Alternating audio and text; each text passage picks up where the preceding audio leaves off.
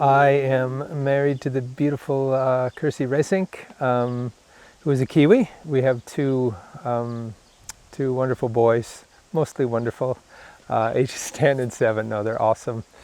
And we live in Wellington, in Newtown, where we lead St. Tom's Church. So that's kind of our normal day job life is when we're home in Newtown. This is actually the third time we've been down to Golden Bay, Kirsty and I. But this year we're traveling with Jesus Community, and I think about it. It's kind of like we're this Jesus Community on holiday, where we're traveling around the country, and we're praying about where we should go. We prayed about where we should go earlier in the year, and so I'm traveling with 27 of my closest friends, and we're doing life together. We pray and worship together morning and night, and we've got lots of kids in the mix, and it's just families doing life together with this sense of expectancy that God is with us, and He has some adventures for us to get up to while we're traveling. We have 3 house buses. We have a tiny house that didn't make it down this trip, and we have a couple of caravans.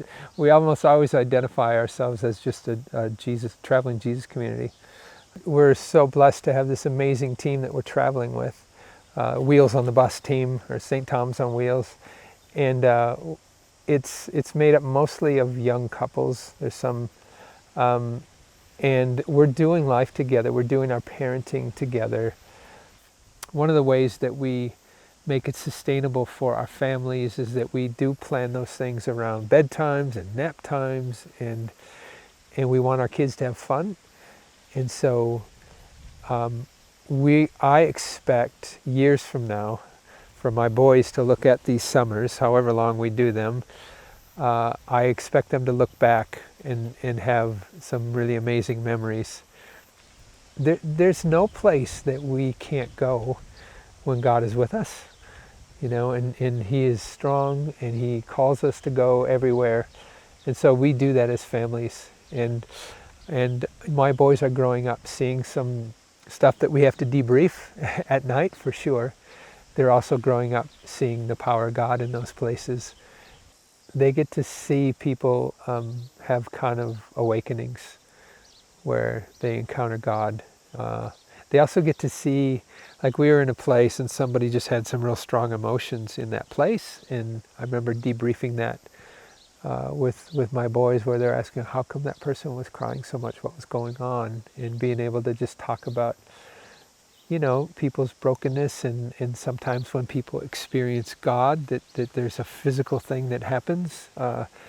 They get to see, I think, some real beautiful followers of Jesus all over the country, to know that our Jesus movement is bigger than just Newtown and Wellington. There's people all over the place who follow Jesus. Yeah, and some of our team, I think, will be on the road most of next year, or most of this year.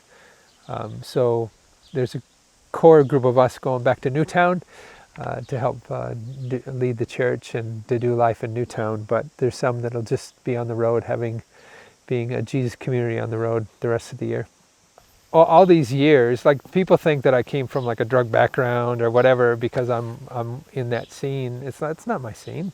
But if you love people and you listen to the people, you learn how to communicate with them. That's love, right? Being able to communicate with somebody is learning how to love them. Like, everybody wants to be loved, and everybody wants to love, and everybody wants significance. We have these core ideas that are they're common to all human beings. Like, we're all the same in that way. And as followers of Jesus, we just have come to experience the love of God, and we've come to find that in Him we've found all those things that we were looking for. But everybody wants those things. And so I think to start with knowing that we are not that different in what we want. Now, obviously, all of us have a degree of brokenness, which messes that stuff up a bit. But I think it's really important to know that that person I see walking down the street has the same ache I do for love and for beauty, ultimately for God, even if they don't have the language for it. And one of the things that was challenging for me recently was we looked at John chapter 15, and we kind of noticed when Jesus said, "Don't be surprised that the world hates you," he goes on to describe the world as the religious people. And I grew up thinking the world was the people who did bad stuff, you know. I mean, I was taught that it was like the people who drank and smoked and that kind of stuff. And knowing that, oh, actually, when we get disconnected from the heart of God, which is kind of what the religious community that Jesus was confronting, the ones that hated him, when we do that, we become worldly. And knowing that just because you get on a bus and travel the country doesn't mean you're not in danger of creating something that God wouldn't want to bless. So, yeah, and that just kind of puts me in this space of humility and really not wanting to get disconnected from God's heart in the stuff that we're doing. You know what? There's a lot of people that we have met that are really interested in Jesus. They really are. And if we ask God, He's got some people He's waiting for us to meet, and He'll lead us to them. I'm convinced of that. And so I would encourage, you don't have to be relevant. You just need to pray and ask God to show you some people that He's been talking to, that He wants you to meet.